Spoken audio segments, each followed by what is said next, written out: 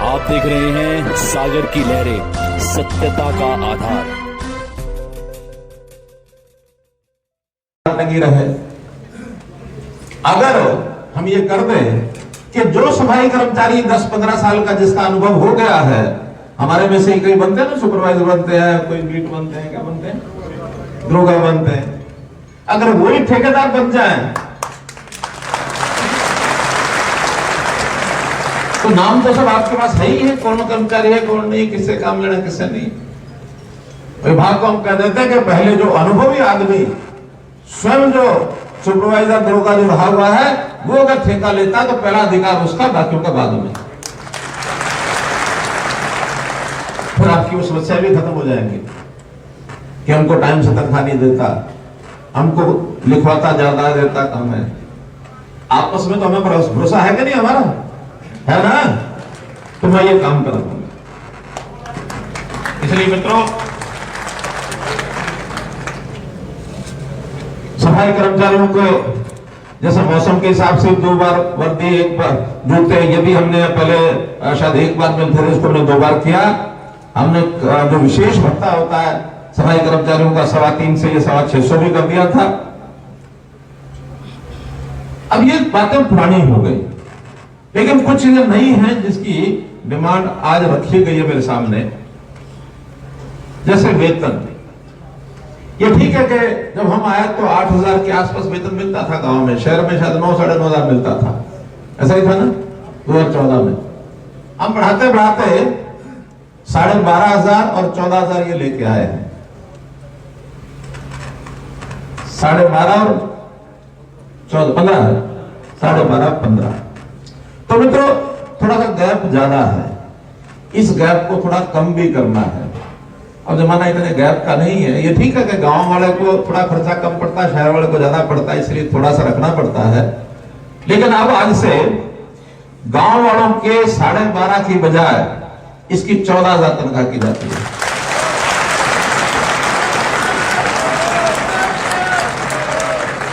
और शहर वालों की भी 15,000 की बजाय 16,000 की जाती है। आप देख सकते हैं कर्मचारियों की तनख्वाह जो है 15,000 से 16,000 कर दी है, जो शहर के कर्मचारी हैं। आप देख सकते हैं, इसको भी झंझट को खत्म कर दिया आपने।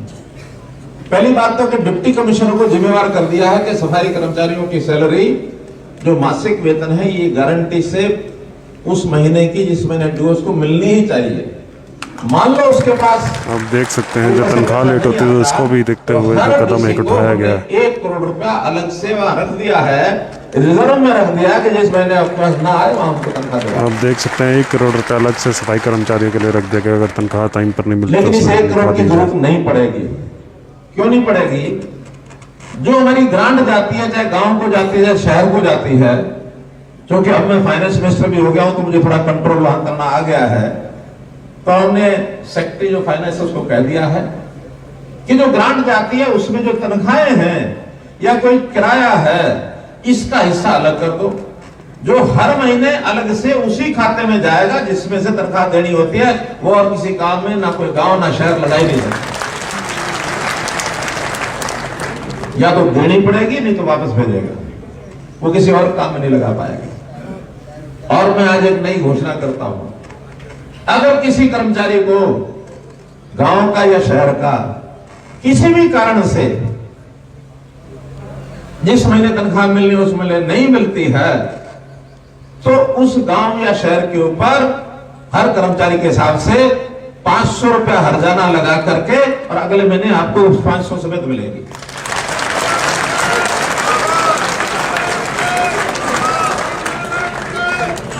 क्यों नहीं देगा? टाइम से देना ही चाहिए, ऐसा सरकार भेजती है उनको, हर गांव को और शहर को। तो इसलिए एक उनके ऊपर बंधन रहेगा कि वो इसको आगे बढ़ा कर दे सके। जोखिम युक्त जो सेवाएं हैं, खास करके जैसा बताया हमारे बनवारी लाल जी ने कि जो सीवरेज में काफी जोखिम होता है, उनका 10 लाख रुपए का बीमा किया है कि किसी की मृत्यु होती है तो 10 लाख रुपए मिलेगा। बाकी जो कर्मचारी हैं ड्यूटी पर अगर डेथ हो गई किसी की, क्योंकि बाकी जोखिम वाला वैसा नहीं होता जैसे सीवरेज का होता है, सीवरेज में गैस बनती है, तरह तरह की बातें होती हैं, कोई रिस्क काफी होता है। लेकिन सामान्य कर्मचारी अगर उसकी काम करते समय किसी, वैसे हमारी इच्छा तो प्रभु से ये है कि सब सही सलामत रहे, लेकिन दुर्घटना क्या पता किसका कब क्या हो जाए, तो काम करते समय होती है, तो प्रधानमंत्री जीवन सुरक्षा योजना में उसका भी 5 लाख रुपए का बीमा घोषित करते हैं। देख सकते हैं सफाई करते हुए किसी कर्मचारी की मौत हो जाती है, उसका 5 लाख रुपए का बीमा। काम पर नहीं है लेकिन सामान्य कहीं भी है, उसका भी 2 लाख रुपए का बीमा घोषित करते हैं। ये प्रधानमंत्री जीवन सुरक्षा योजना एक है, उसके अंदर हमने इसको जोड़ दिया है। मित्रों, कुछ बातें हमारे सरकारी हरियाणा कर्मचारी आयोग ने जो हमको और लिख के दी है। सीवरमैन की सैलरी, सीवरमैन की सैलरी बताते हैं अलग अलग है, कहीं 11,000 10,000 है, उनकी भी आज से 12,000 रुपया सीवरमैन की सैलरी भी, सीवरमैन की सैलरी 12,000 रुपये फिक्स है, कहीं अलग अलग नहीं है, 12,000 रुपये ही मिलेगी सीवरमैन को जो सैलरी। इसी प्रकार एक्स ग्रेशिया का लाभ, जो नियमित कर्मचारी होते हैं उनको एक्स ग्रेशिया का लाभ, यानी दुर्घटना होने पर एक नौकरी परिवारों में मिल जाती है, आयु के हिसाब से उसके कुछ नियम बनाए हुए हैं। अगर नौकरी नहीं है तो जब तक रिटायर नहीं होता तब तक उसकी पूरी तनख्वाह मिलती है। ये अभी तक केवल नियमित कर्मचारियों को मिलती थी, लेकिन लगभग 2600 कर्मचारी ऐसे हैं जो पार्ट 2 में है, हमारे पास ऑन रोल है लेकिन नियमित पक्के नहीं है। ये सुविधा उन 26 के लिए भी बढ़ाई जाती है, 2600 कर्मचारियों के लिए।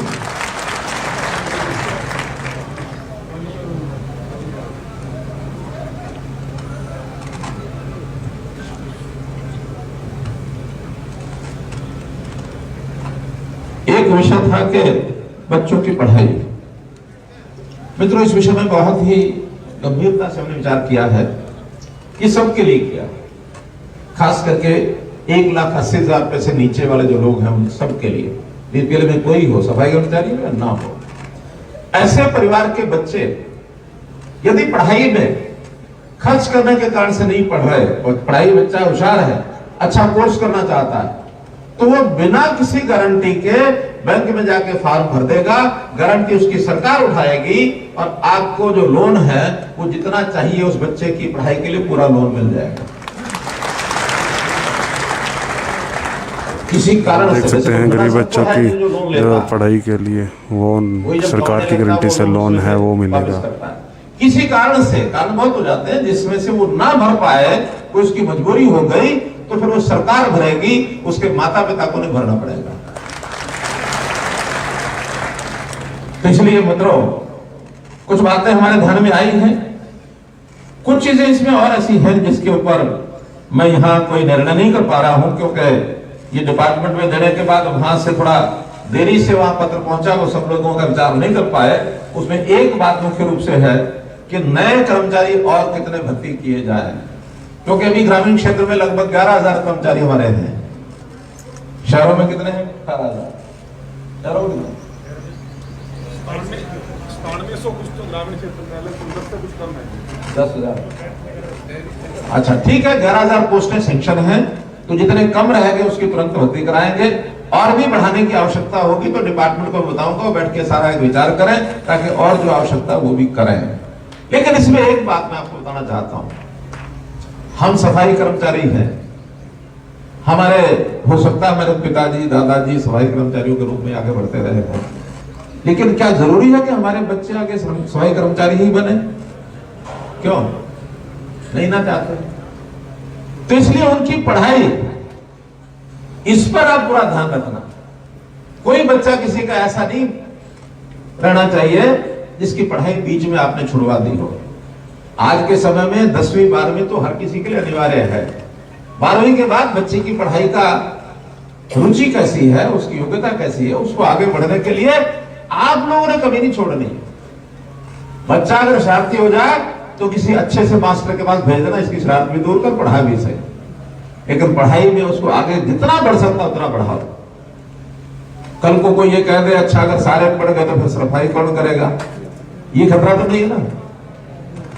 आप चिंता मत करना, आपके बच्चे पढ़ करके आगे बढ़ते हैं और कल को हमको कोई सफाई करने वाला नहीं मिला तो भी आज का युग ऐसा है, सफाई हो जाती है, चिंता मत करना। अभी मुझे आते समय एक हमारे कृष्ण इंजीनियर ने ही दिखाया कि एक गाड़ी खड़ी है, उसके अंदर एक ऑटोमेटिक मशीन लगी है सीवरेज साफ करने की, और साथ में एक सेंसर लगा दिया कि सीवरेज में अगर पानी भर जाए, मानो बंद हो जाए, तो सेंसर से अपने आप ऑफिस में पता लग जाएगा कि वहां सीवरेज खराब हो रहा है, जाके सफाई कराओ। सीवरमैन की जरूरत होगी, सीवरमैन जाएगा, मशीन है तो मशीन जाएगी पहले, सीवरमैन की जरूरत नहीं पड़ेगी। अगर मशीन साफ कर देती है तो हमको आदमी की जिंदगी खतरे में डालना जरूरी है क्या? क्यों नहीं ना, तो काम हो जाएंगे। अब शहरों में वो डे एंड नाइट की मशीनें भी आ गई सफाई करने वाली। स्वच्छता अभियान में बहुत काम हो रहा है। देश के प्रधानमंत्री ने स्वच्छ भारत मिशन का 2014 में उन्होंने जब आए थे, प्रधानमंत्री बने थे, उन्होंने कहा कि मेरा लक्ष्य है कि हम अपने देश को स्वच्छ बनाएं, सुंदर बनाएं। केवल स्वच्छता से काम नहीं चलता, बल्कि हमने उसको क्या सुंदर भी बनाना। तो मित्रों, बहुत बड़ा काम अपने जिम्मे है। हम हैं एक स्वच्छ भारत के निर्माता। स्वच्छ भारत का निर्माण करने की जिम्मेदारी हमारी। आप इस संस्कार को, इस जिम्मेदारी को लेकर के आगे बढ़ें। आपकी कोई भी चिंता हमको करनी होगी, दिन हो रात हो हम करेंगे। बहुत बहुत धन्यवाद। आप देख सकते हैं सीएम मनोहर लाल खट्टर ने किस प्रकार से जो सरकारी कर्मचारियों का जो बैठ जाइए अभी।